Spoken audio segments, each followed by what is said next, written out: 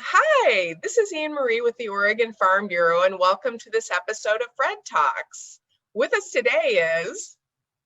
Hi, everyone. My name is Jacque Duyck Jones, a farmer in Washington County and member of Washington County Farm Bureau. So, Jacque, I heard that Washington County Farm Bureau has done some ag education outreach recently. Yes, we are so excited that we were able to use some of the women's budget and for sharing a book with the public elementary schools called How Did That Get in My Lunchbox? We put a Washington County Farm Bureau sticker on it, and with it we sent a letter inviting teachers to apply for a scholarship to attend the Summer Ag Institute, and we asked them to reach out if they ever needed help integrating ag into their classroom or lessons.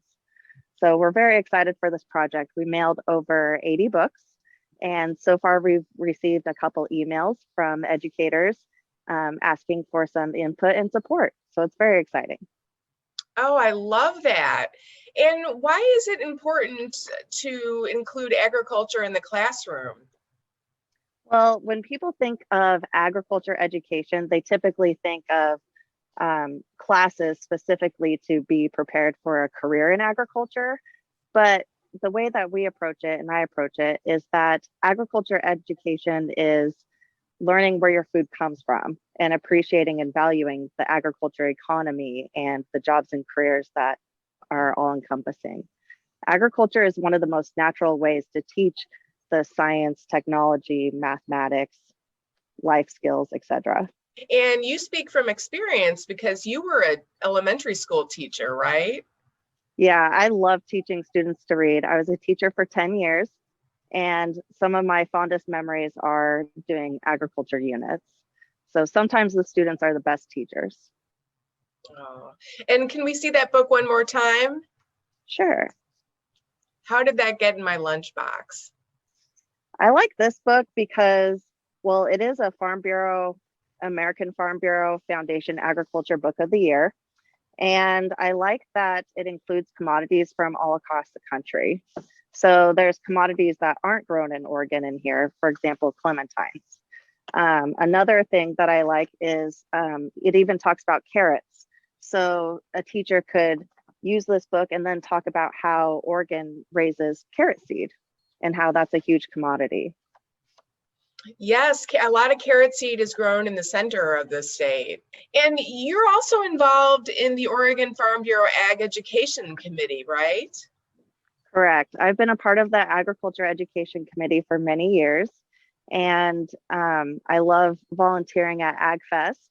And the Agriculture Education Committee also has kits at the Farm Bureau office for teachers to check out or borrow so that they have some additional resources for their units. And there's also some resources on our website, on the Oregon Farm Bureau website and the Ag Education Committee section. Yes. And there you will also find a book called The Bee Man that I believe I've read before.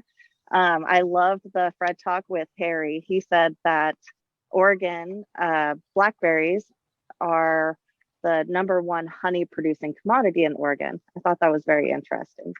Another cool thing about a lot of these books is often they have recipes in the back that are super fun to try at home. So even if a student learns about agriculture in the classroom, there's always things to bring home. Tell us a little bit about your farm. Yes, so I'm gonna take you to another spot. Right now we're looking at our Kotata blackberry field, and today we are adding root feed through our drip irrigation system. So farmers are taking care of their crops year round. So right now the blackberries are definitely full bloom, and the flowers are starting to the petals are starting to fall off, and you'll see that the drooplets are starting to form. Hold on, let me find one. Right there. Is a drooplet like a baby berry? The drooplets are each of the cells that make the blackberry. So blackberries and raspberries have drooplets. Oh, and then obviously because of the flowering, that's why the bees are necessary to pollinate. Absolutely. Just like Harry said, we work with a bee man and bring so many hives per acre. And that helps us have high volume of fruit. Could you tell us a little bit more about the Kotata blackberry and what makes it different and special? Sure. I love being a blackberry farmer.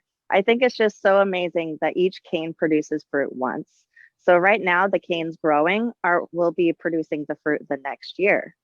And like you see the flowers in the fields, each flower is a berry. And the first one that blooms is called the kingberry.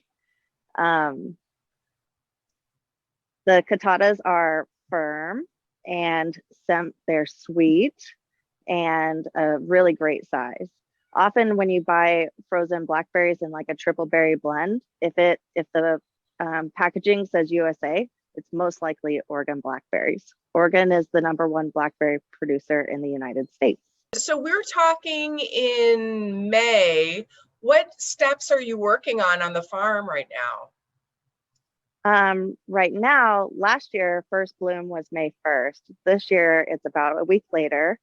And so we started irrigating. It's a very dry year.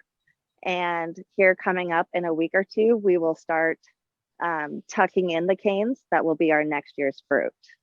So keeping up with giving the blackberries nutrients, protecting the blooms, and helping the berries form strong and healthy. And when does the harvest start approximately? Harvest starts around the 4th of July. So July is pretty much the harvest month. We pick our blackberries about 6 times. The flowers kind of indicate the sequencing. So each fruit spur has 5 to 7 berries on it, but they're not all ripe at the same time. So that's why we pick about 6 times a year, 6 times during the month. And we harvest at night, so the fruit will be the firmest and best to go straight to the processor. I love making smoothies with blackberries and making pies. Sometimes I mix blackberries and blueberries together because that's what we raise. One of my new favorite recipes is making blackberry fudge. So good. Oh, wonderful. That sounds delicious. The middle of June, we will get the berry pickers out. Over the winter, we worked on all the harvesting equipment. So we will get the berry pickers out and set up and get ready to rock and roll. And Jackie, what are some things that you love about being a farmer? I love being a farmer because I get to work outside. I work with my dad. Every day is different, that's for sure. And I learned so much. Just like how I'm passionate about helping teachers and integrating ag in the classroom, there's so much to learn. And it's so satisfying to see things grow and see all the hard work pay off. And I love being able to share about our blackberries with viewers to know where their food comes from.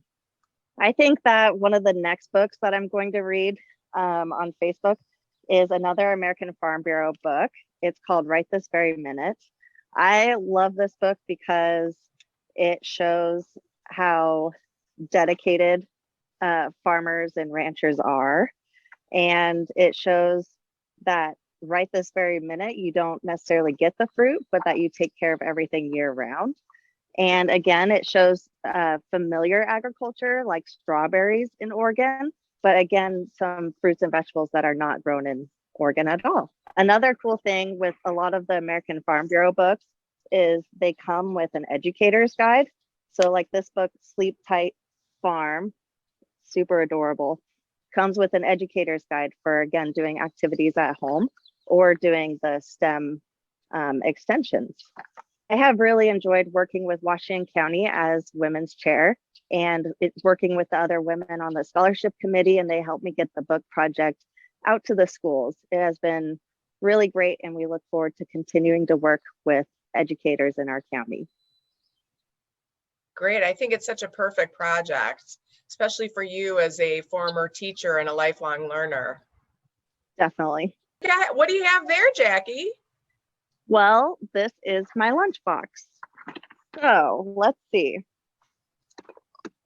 bagel, Oregon Marionberry honey, dried apple chips, pear sauce, strawberry jam, and of course some cheese. So, Delicious. I just thought everyone would like to see a quick grab and go farmer lunch. A lot of good Oregon representation in there too. Yes. So my name is Jacque Duyck Jones, and I am Farm Bureau proud.